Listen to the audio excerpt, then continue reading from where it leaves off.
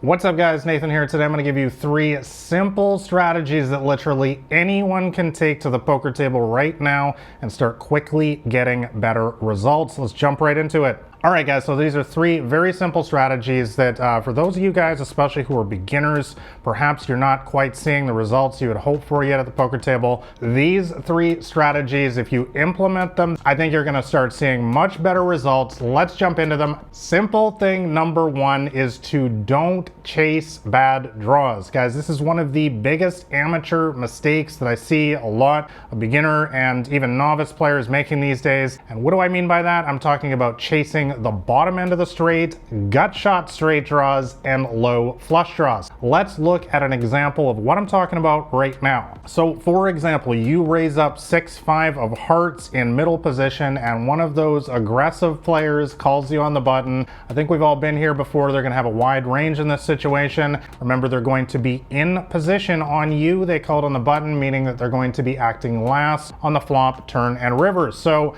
aggressive player in this situation, I would be calling with a wide range. I expect them to be doing that as well. And by the way, when I say a wide range, what I'm referring to is the entire spectrum of hands that they're going to have. They're going to have some strong hands like an ace queen, for example, but they're also going to have many speculative hands like a 10-9 suited, for example, maybe some sort of baby pocket pair like pocket threes, a lot of different hands. So let's go see a flop. So the flop comes down with a 10 of clubs, 7 of spades, and 8 of hearts. So what should we be doing in a spot like this? Well, typically, I actually like checking here a little bit more than c-betting. And c-bet, by the way, is a continuation bet. That means continuing our aggression here since we raised pre-flop. We are the aggressor. That's what I mean when I say c-bet. But I typically actually will check on this board more often than c-betting. But we're going to assume we c-bet in this example here, and they go ahead and raise. What should we be doing in a spot like this? Well, guys, please just fold in this situation. This is a classic mistake here of chasing what I would call a bad draw like this. Let's talk about why this is such a bad draw. 6-5 here is the bottom end of the straight. Let's consider what happens if a 9 comes on the turn, for example. This player that we're up against, if they have any jack in their hand, any jack, it could be jack deuce, jack 4, jack 8, it doesn't matter. They beat us. They have a higher straight. We have a straight, but they have a better unbeatable straight, meaning we are drawing dead. We have no options. There's no card in the deck that we can catch on the river in order to improve. This is a classic situation why a lot of beginners get themselves in trouble in poker, is they chase poor draws like this where there is a potential for them to make a great second best hand. Guys, do not put yourself in a position like this in the first place. Learn how to read boards correctly like this one and understand that this is a very, very dangerous board. The only card that you're going to be really happy with on the turn is if it comes with a 4. But even in that situation, I hope you guys can see you could actually already be drawing dead because jack 9 flopped the nut straight on this board. So guys, bottom line here, be extremely careful when you have one of these bottom end of the straight, gut shot straight draws, low flush draws, stuff like this. I talk about this at length in my new university poker training course. I will have links to all that in the description below. It is open for enrollment right now. Let's jump into point number 2, which is don't overplay top pair. This is another massive mistake that I see a lot of beginners making in particular, and it ends up costing them a lot of money, and it's one of the primary reasons why they don't have success at the poker tables. Once again, let's walk you through another example here. You raise up ace 8 of spades this time on the button,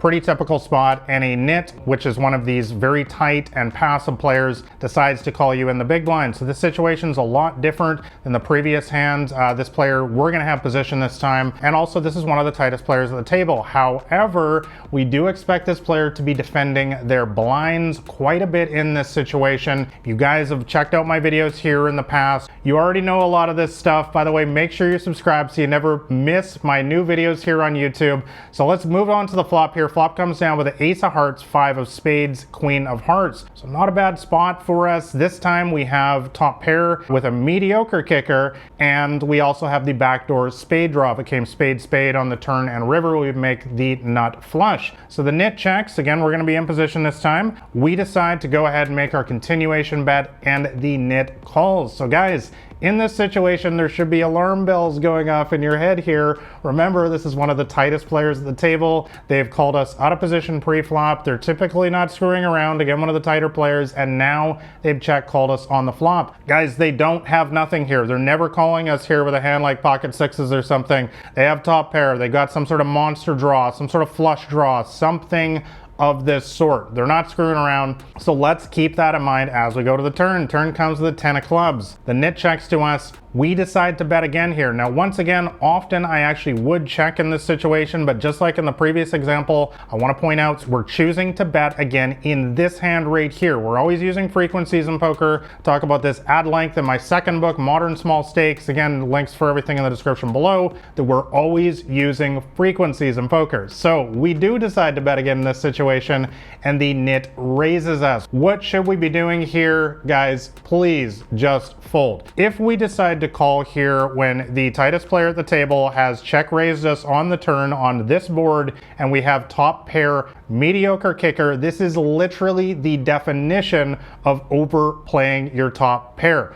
You're going to run into a much stronger hand here literally 90% of the time when the tightest, most passive player at the table check raises you on the turn. Guys, you need to understand what lines mean in poker. And when I say a line, I'm talking about the sequence of action in the hand, and also understand player type and how that configures into it. When the tightest player at the table check raises you on the turn, which is what I call the big money street, the turn and river, they're literally never screwing around here. This player has top pair, top kicker. This player has two pair. This player has a straight that got there, king, queen, king, jack, for example. This player has us smoked here. They're not messing around, and if you routinely decide to call in situations like this, you are literally digging your own grave in this game. Guys, you need to remember that top pair is not the nuts. It is not the immortal best hand ever in poker. When a tight player like this is offering fierce opposition, when you have showed aggression the entire way, you're almost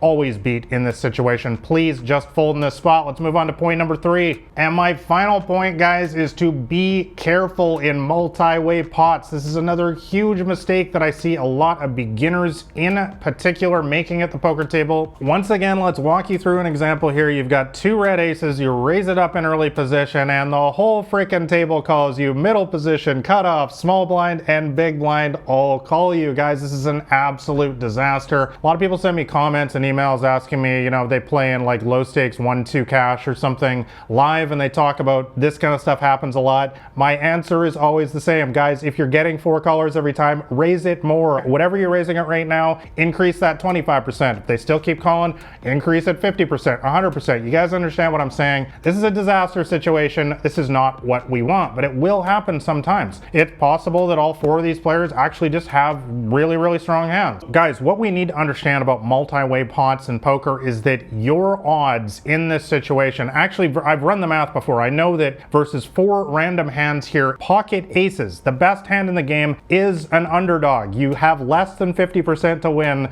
versus 4 completely random hands. So guys, let's keep that in mind. Anytime you get, I would say, 2 or more callers, you really, really need to be careful. When it goes up to 3 callers, 4 callers, you literally need 2 pair or better in order to play a big pot. So let's go see the flop. It comes down with a fairly harmless looking 6-7 jack with rainbow, actually. Rainbow meaning 3 different suits, so there's no flush draw on this board. We're gonna be sort of third of 5 people to act here. So the small blind and the big blind check to us. We decide to make a c-bet. Now, it is debatable once again, guys, with 4 people, but I think with pocket aces here, we should be making a small continuation bet here, I think, most of the time. The cutoff and the big blind both call. So once again, should be some alarm bells going off here, guys. It is definitely possible that somebody has some sort of big hand here. It is certainly possible that they just have, you know, a draw with 8-9 and the other player has queen jack for top pair. We definitely can still be ahead, but again, versus 4 players, we just have to understand that the odds go way up that somebody has flopped some kind of monster, like with a hand like 6-7 7, for example, pocket 7s, pocket jacks. I think you guys get the idea, and people will slow play that hand from time to time. So let's keep that in mind as we go to the turn. Turn comes with the 9 of clubs. Big blind checks. We decide to bet again. Again, this is a little bit debatable. I would definitely check in this situation from time to time, but that's how we chose to play it in this particular hand. The cutoff comes in for the raise. The big blind folds. What should we be doing here, guys? I know this is very difficult, especially for a lot of beginners to the game, because you have pocket aces, the best hand possible before the flop. But in this particular situation, in this particular hand, the best thing that you can possibly do is fold. And I know that's a little bit of a pattern throughout all the hands in this video, but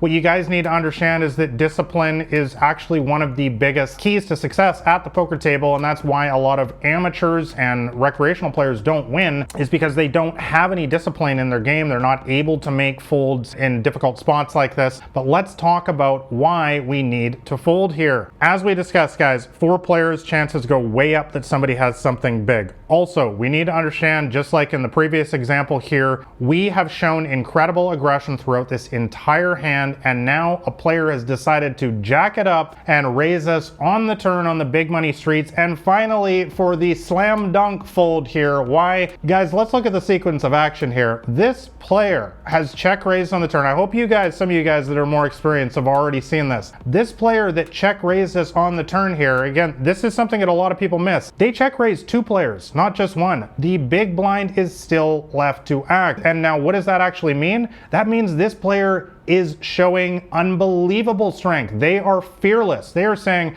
I'm gonna check raise both of you guys. They're not just check raising us. The big blind is still in the hand. So guys, when you learn how to correctly look at the sequence of action here and understand that this player is showing unbelievable strength. They're check raising 2 people, not just 1. This is literally never a bluff. And I know it is so painful. You've waited so long to get your pocket aces, but guys, this once again is literally one of the biggest reasons why a lot of amateurs do not have success in this game. It's because they're not able to make a difficult but correct fold in a situation like this. So guys, I hope that these 3 tips help you start getting much better success at the poker table. Once again, enrollment in my new Elite Poker Training University is open. You can check out the links in the description below. By the way, make sure you subscribe and also like the video if you found it helpful. Thanks for watching, guys. Catch you next time.